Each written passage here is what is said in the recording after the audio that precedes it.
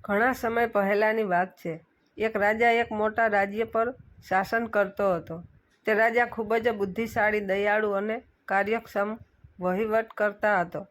તેનું રાજ્ય સુખ અને શાંતિથી ભરેલું હતું અને તેની પ્રજા તેનાથી ખૂબ સંતુષ્ટ હતી. પરંતુ તે રાજામાં એક શારીરિક નબળાઈ હતી. તેની પાસે ફક્ત એક આંખ અને એક પગ હતો. આ અપૂર્ણતા જ હોવા છતાં તે ક્યારેય નિરાશ થયો નહીં કે તે પોતાની ફરજોથી પાછો હટ્યો નહીં. એક દિવસ રાજા તેના મહેલના કોરિડોરમાં લટકતો હતો.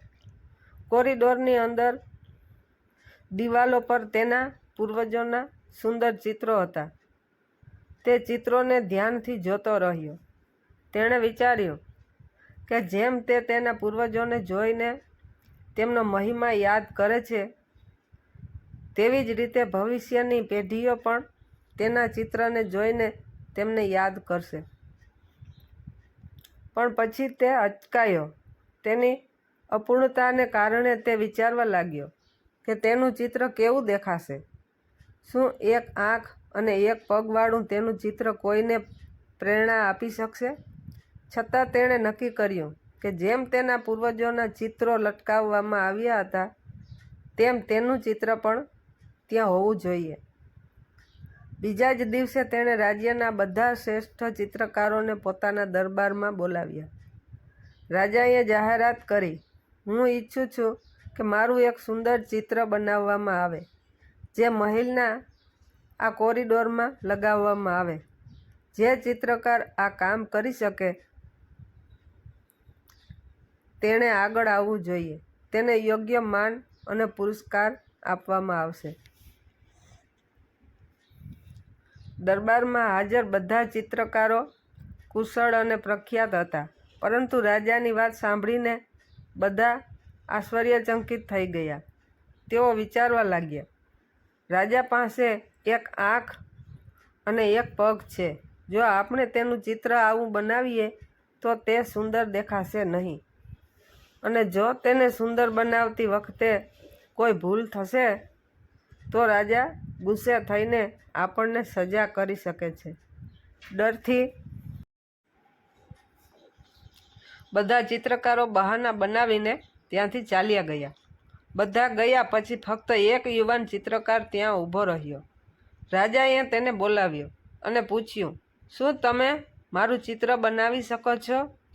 ચિત્રકારે હસીને જવાબ આપ્યો, "હા મહારાજ, હું ચોક્કસ બનાવી શકું છું." રાજાએ તેને ચિત્રકામ શરૂ કરવાનો આદેશ આપ્યો. યુવાન ચિત્રકારે રાજાને ધ્યાનથી જોયો અને ચિત્રકામ શરૂ કર્યું. ઘણા દિવસોથી મહેનત પછી ચિત્ર તૈયાર થયું. ચિત્રના અનાવરણનો દિવસ આવ્યો. આખો દરબાર ઉત્સાહથી ભરાઈ ગયો. જે ચિત્રકારોએ ચિત્ર દોરવાનો ઇનકાર કર્યો હતો, તે બધા ચિત્રકારો પણ આવી ગયા. પડદો હટાવવાની સાથે જ બધાના ચહેરા આશ્ચર્ય અને પ્રશંસાથી ચમકી ગયા.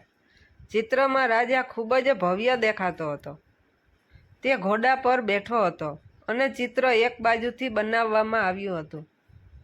તેથી તેનો ફક્ત એક પગ દેખાતો હતો. ઉપરાંત રાજા ધનુષ્ય પર તીર નિશાન બનાવી રહ્યો હતો, જેના માટે તેણે એક આંખ બંધ કરી હતી. આ રીતે તેની બીજી આંખ સ્વાભાવિક રીતે છુપાયેલી હતી.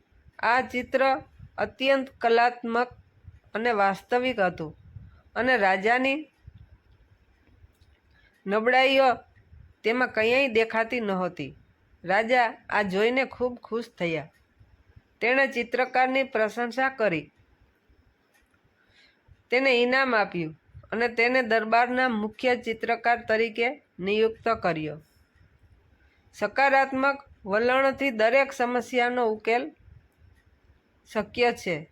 જીવનમાં ગમે તેટલી અવરોધો આવે, જો વિચાર સર્જનાત્મક હોય તો દરેક ખામીને સુંદરતામાં ફેરવી શકાય છે. આ સાચું શાણપણ છે. સારાને જોવું અને તેને પ્રકાશિત કરવું.